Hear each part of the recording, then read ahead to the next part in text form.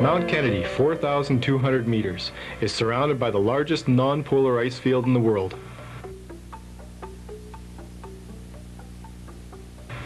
Close to the Alaska border, this Arctic environment is in the southwest Yukon, in the icefield ranges of Kluane National Park. On the banks of the Desideish River at Haines Junction, preparations are being made for an expedition into Mount Kennedy. Two climbers from Vancouver, Russ Turner and Bruce Kay, had planned a lightweight, low-budget expedition to climb Mount Kennedy. They planned to utilize the river in the first leg of their approach, the river that would carry them and their equipment to the toe of the Lowell Glacier. The glacier is about 100 kilometers downstream from Haines Junction. Here, the raft will be left behind, and the final 75 kilometers will be covered on skis, towing their equipment in aluminum toboggans. Once at the base of Mount Kennedy, the North Ridge will be attempted. 1,800 meters, 6,000 vertical feet.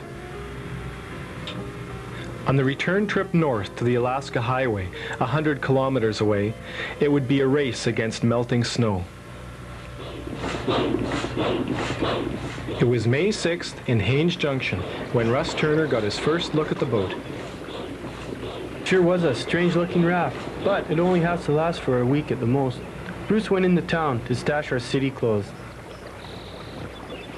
In Haines Junction, the locals warned me that the river was still ice-covered downstream. However, we decided to start down the river to see for ourselves. It was a long ways to the mountain, and we were anxious to get started.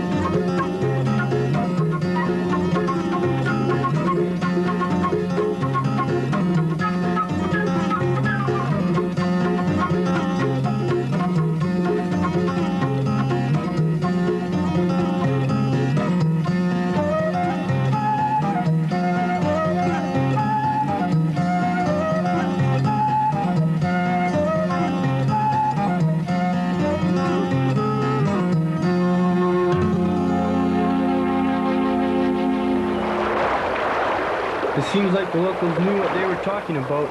Our boat was carried up against an ice floe. Luckily, we could scramble up onto the ice. The ice we were on covered a fast-moving current, and if we fell through, it would be game over. We were scared to move around too much, so we decided to stay put. Maybe the current would slow down a bit overnight. It had been a long, hard day, and we were too tired to plan an escape. There was a lot of commotion all night. A loud crack early in the morning brought us scurrying out of the tent. Ice was creaking and groaning. It was time to get moving.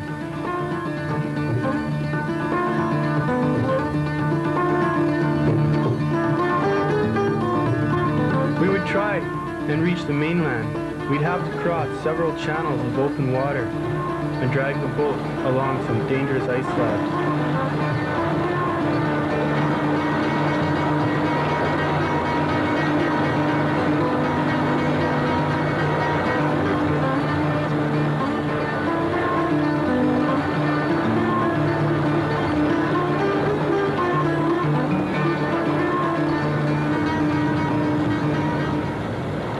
We made it, though.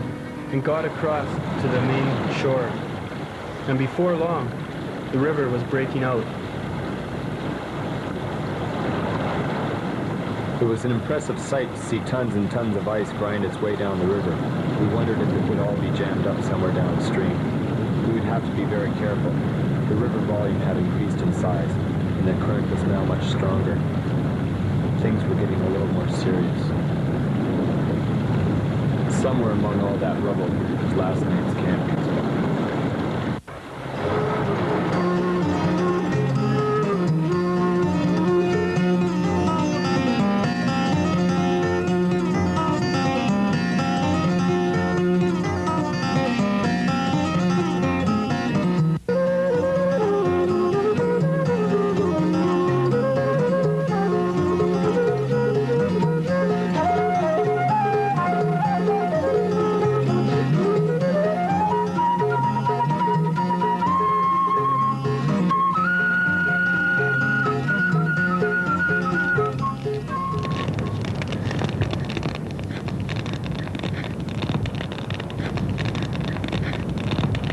3 days into their trip, a helicopter flew by.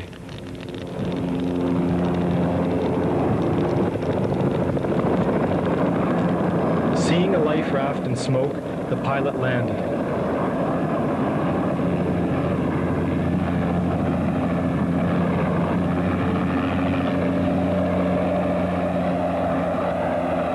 After finding out they were climbers and were headed downstream to the Lowell Glacier, he warned them against continuing. There were two major problems. Downstream, the river was still blocked with ice, and even if they could reach the Lowell Glacier, a recent surge had broken up its surface, making it impassable. The pilot didn't think we'd get any further. Not only is the river in bad shape, but the Lowell Glacier's surface is too crevassed up to travel on. The helicopter left and left us with a problem. There were serious obstacles downstream. Maybe our route wasn't even possible. We were already 50 miles down the river, and we needed a new plan. We pulled out our map and plotted a new route over the mountains, to the west of us, and up another glacier. It was worth a try, although there was no way of knowing if it would go. At least we would be leaving the river behind, as well as all of our rafting equipment. It was just junk anyhow.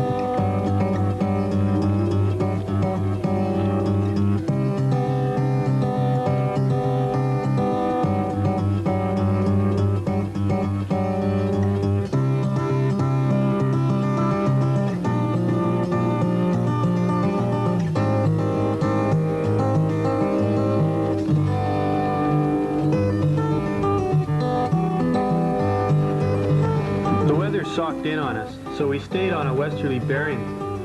Our map was a pretty big scale, and it was hard to pick out terrain features. All we knew was that eventually we would be dropping down into a valley, and that a large glacier should be nearby.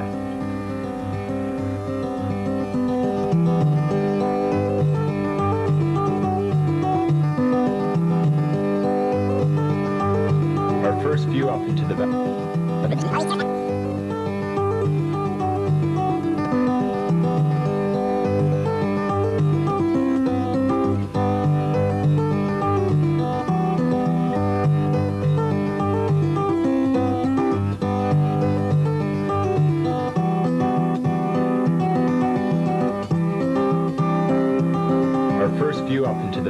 Revealed that our decision was right. Not far away lay the toe of a beautiful, smooth glacier. As far as we could see, it looked like trouble-free travel.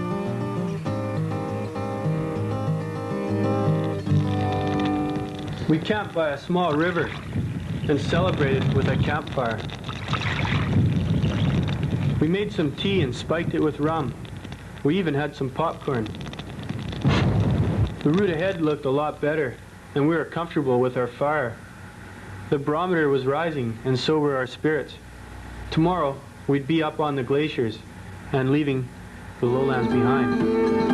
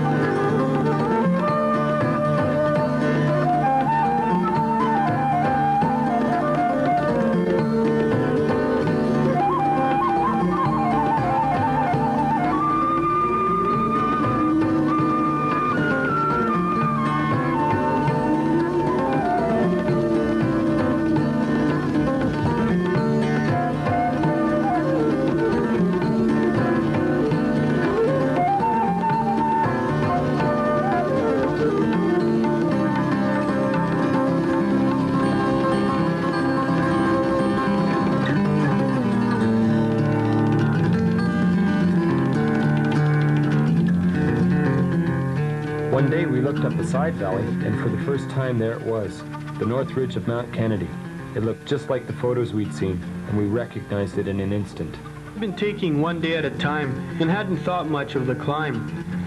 We were still almost 10 kilometers away when Bruce and I saw how long and steep the route looked. It kind of sobered us up. We'd be camping near the base of the route tonight, and that was pretty exciting.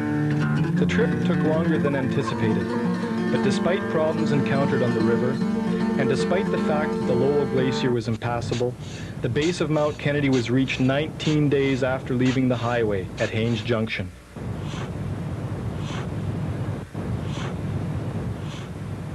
So far, it had been an adventure. Now at the base of the North Ridge, it was obvious that an even greater challenge lay ahead. The North Ridge had been climbed twice by large expeditions. These expeditions treated the climb like a Himalayan mountain. With careful planning, loads of equipment, and thousands of feet of fixed rope, it had taken 2 to 3 weeks for climbers to reach the summit.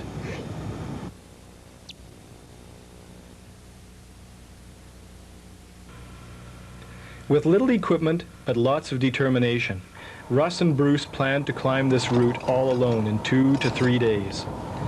Knowing it had been climbed before was a psychological boost. Modern techniques and equipment would make this lightweight ascent possible. Still, the summit was over a mile of steep ground above them.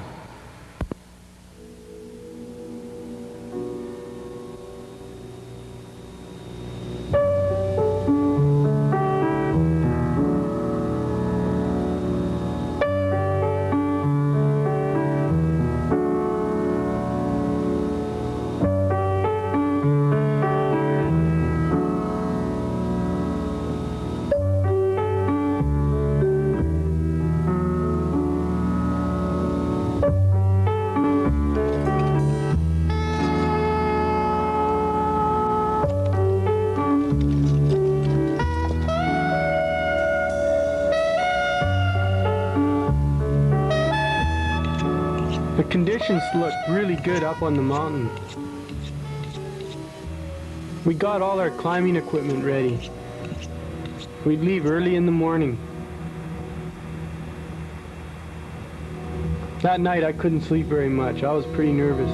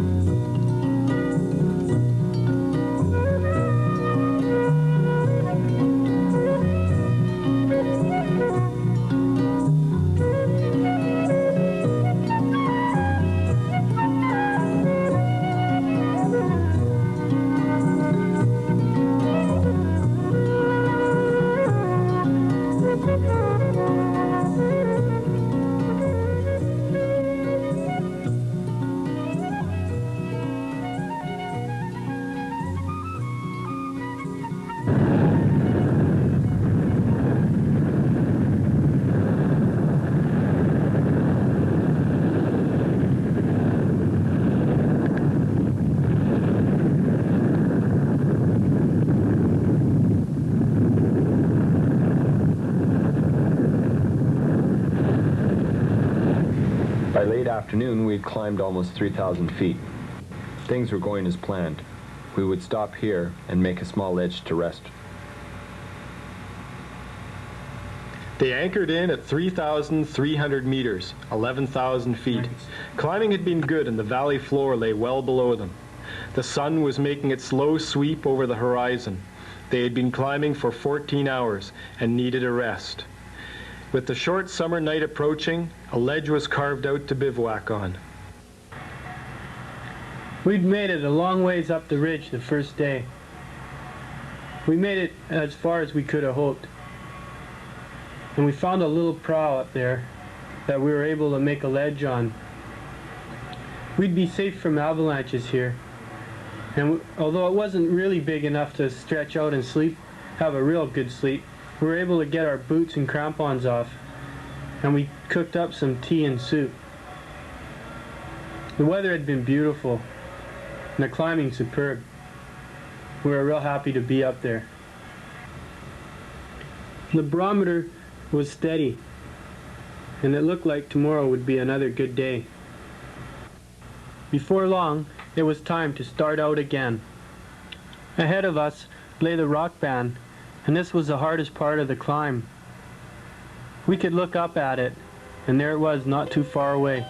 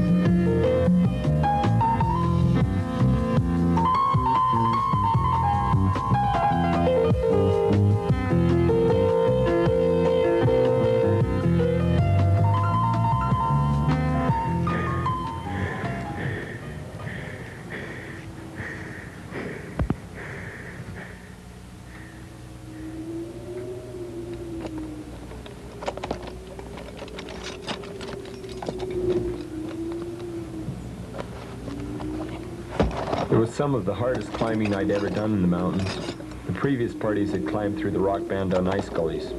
These had disappeared, leaving only smears of ice on top of blocky and sometimes loose rock. Progress was slow but steady, and it looked like we would make it through the rock band before dark.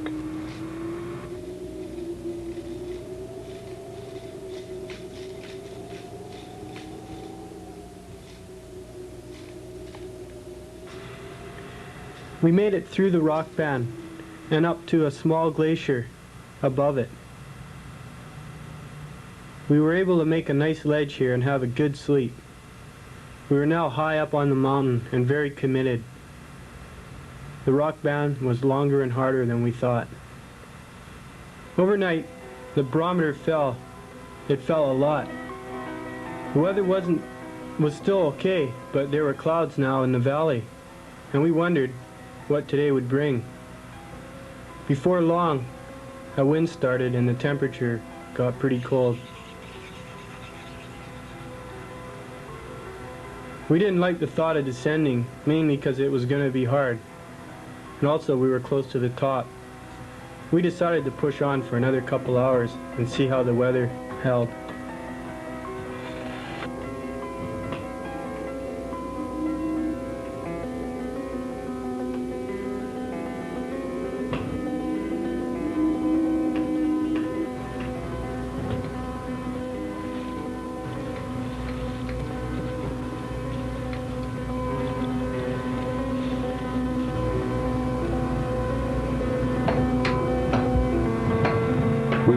To get very nervous. The storm was really moving in. On the summit snowfield, we turned around and started down. The decision was made without even talking about it.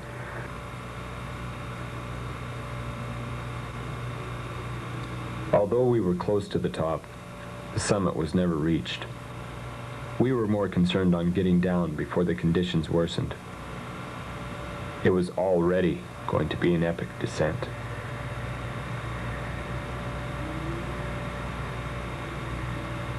We had very little equipment, and already snow was loading up on the lower angled slopes.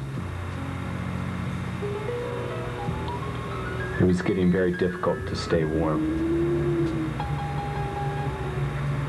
Above the rock band, on our second bivvy, we decided to try an alternate route. We'd talked about descending the ridge, rappelling down through the rock band, and then down climbing the snow slopes below. These were pretty steep, and doing that in a snowstorm would be horrible. Instead, we headed out east, across the north face and along a ridge.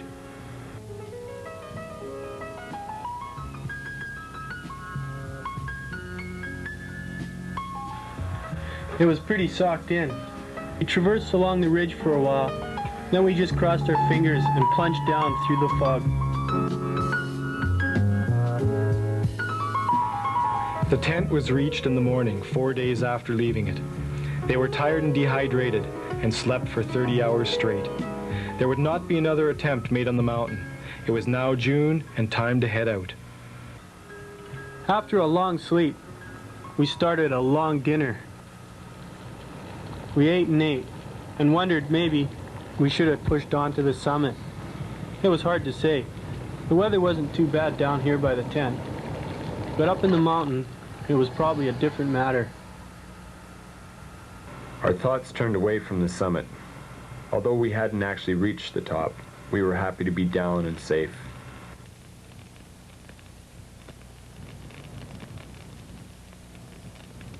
We now seemed more concerned about getting to the highway before the summer sun would melt the snow and make travel difficult.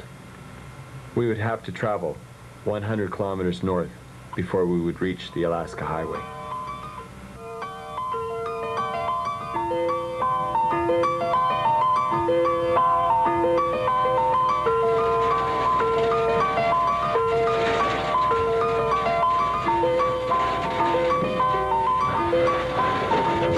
Well, it had been a month now spent with Bruce, and we'd had a lot of adventures in the middle of nowhere. Even so, we were looking forward to sitting in a cafe somewhere, drinking coffee and eating donuts, and having the company of somebody different. The trip wasn't successful if you consider that we didn't reach the top, but we were still happy with our effort.